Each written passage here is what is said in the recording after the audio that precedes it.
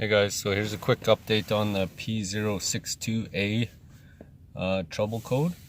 I did two videos, one on when my engine light first came on, did another one on pulling the pump and cleaning the filter and stuff and checking the pump and whatnot, and didn't fix it. So I'm gonna have to guess that it's either the control module or the pressure sensor on the fuel rail.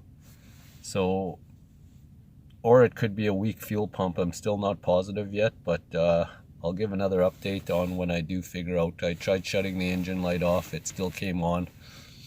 So obviously the cleaning of the filter didn't fix it. Nothing changed, it's just the same. So it either has to be, it's not a wiring issue because I checked the wiring. I did not check the fuel rail yet. I will check that soon, the pressure sensor, the fuel pressure sensor, and then probably I'm going to actually change that first and then see if that fixes it. If it doesn't, then I'm going to do the control module. If the control module doesn't fix it, then I'm going to change the fuel pump, because right now what's happening is I'm still getting fuel. It does have a little hard startup, but